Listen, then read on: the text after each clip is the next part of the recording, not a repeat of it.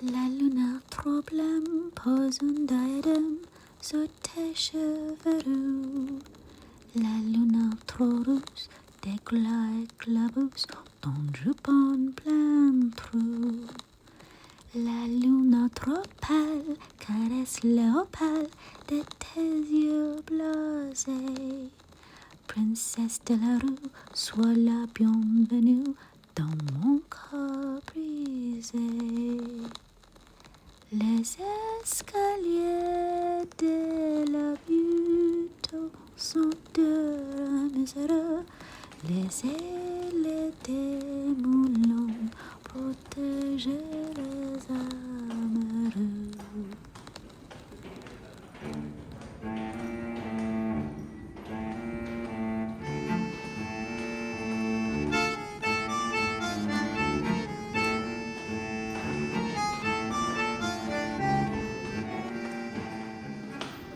At 36 meters, or 118 feet below ground, Montmartre's Metro Abbesses is the deepest station in Paris, and one feels it upon ascending to the street via stairway.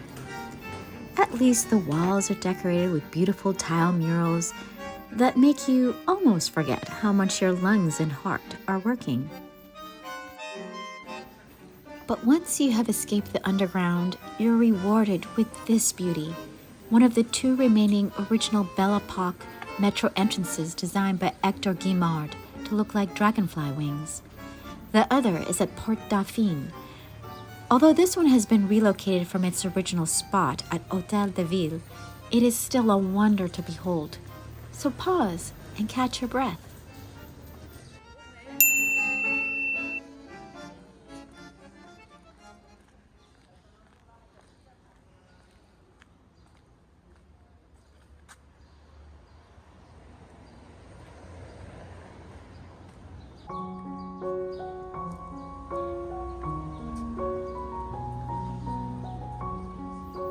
A few steps from the metro station is another feature that can rightly compete as the most romantic spot, one of many, in the most romantic city in the world. Le Mur de Je Taimes, or the Wall of Love, where I love you is written in over 300 times in 250 languages. If your heart wasn't already beating fast from Metro Abbesses stairs, it should at least be fluttering a little here, or you are cold and dead inside. The wall itself is composed of midnight blue tiles of enameled lava.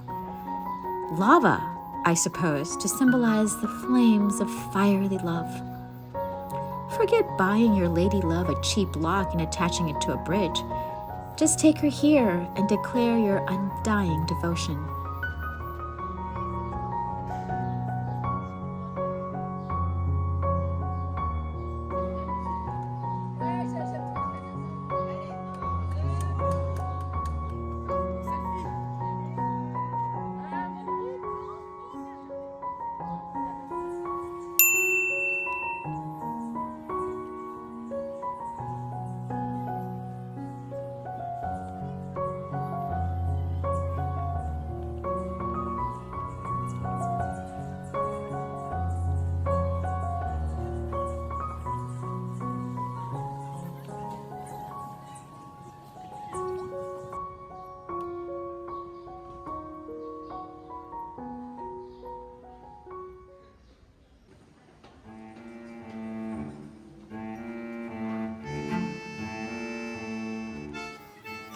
Montmartre literally means Martyr's Hill, alluding to early Christian times.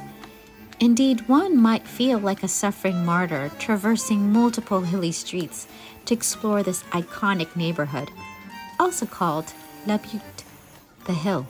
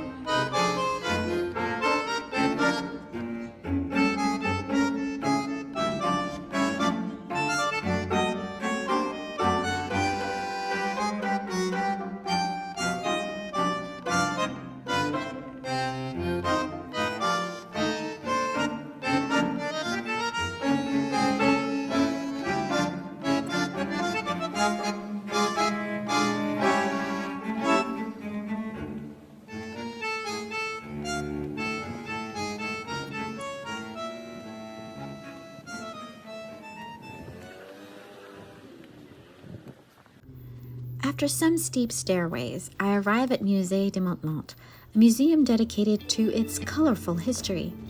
I make a beeline for its surrounding gardens, supposedly modeled after Renoir's own. For the building, which houses the museum, used to house Renoir's studio, and indeed the gardens look like one of his paintings come to life.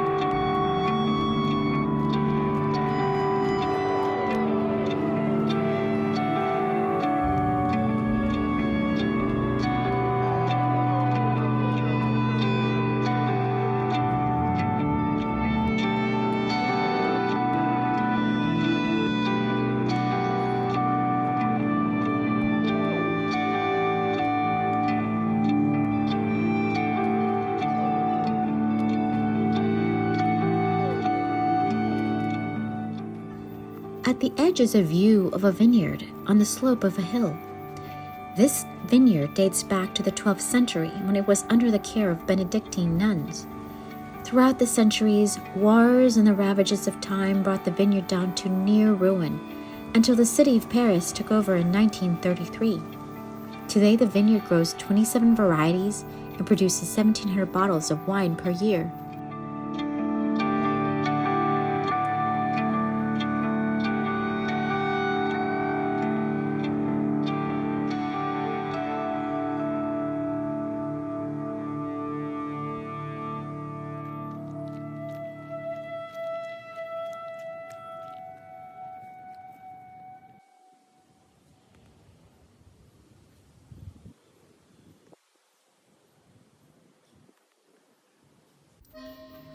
The museum has paintings of Montmartre's beginnings, first dominated by an abbey, which is now destroyed but memorialized by Place des Abbesses, then its rural era of vineyards and mills and gypsum mines. And then sometime in the 19th century, after the vineyards dwindled and the mills shut down because of industrialization, its most famous and celebrated era began, one characterized by scandalous dance halls like the Moulin Rouge, and a place where artists like Toulouse-Lautrec, Picasso, and Modigliani gathered.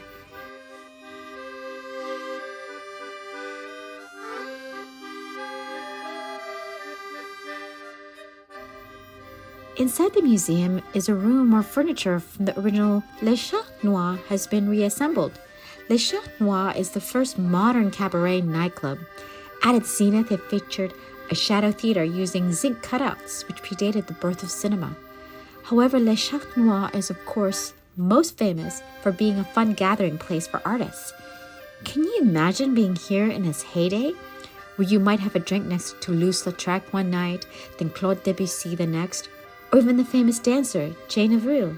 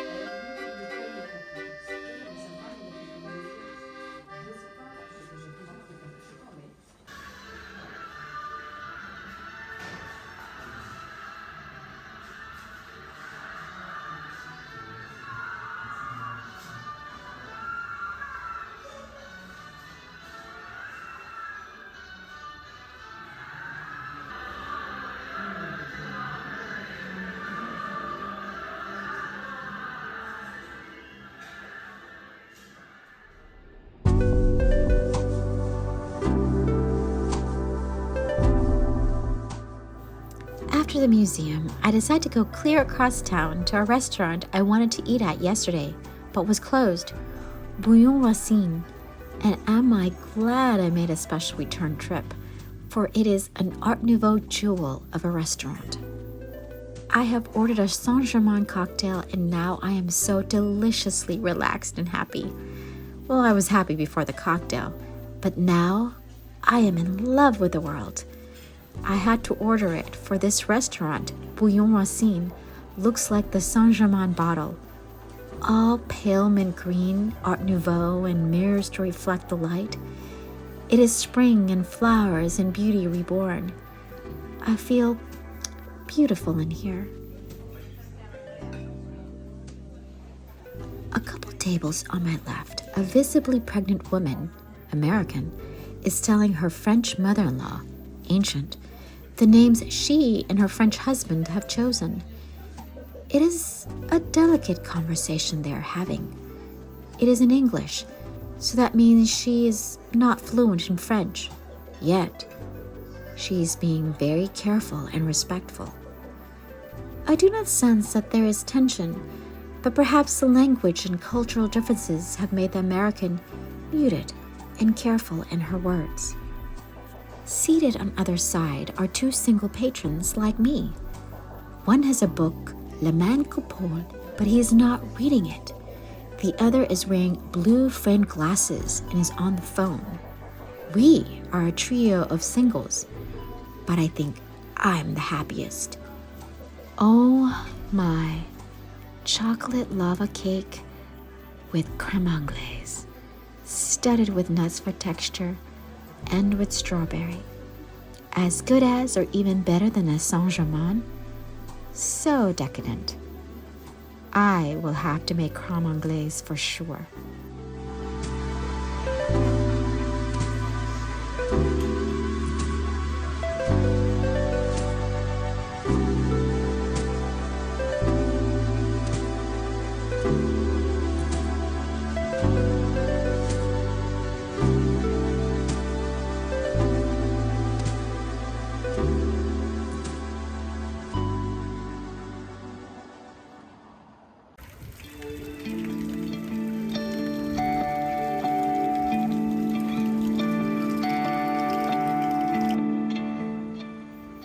After Bouillon Racine, I went to Place des Vosges to see if I could buy another hat.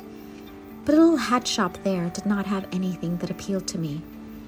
As much as I loved the hats I did bring, I missed the ones I had to leave behind at home. As soon as I walked out of the apartment building this morning, a guy in an ambulance called out, "Chapeau!" and did a little mime of taking an imaginary hat and bowing to me.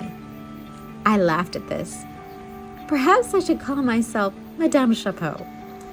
Men, women, children remark upon my chapeau. When I was at the Wall of Love, a man asked if he could take my picture for me. "I must take your picture. I insist." "Your hat," he exclaimed.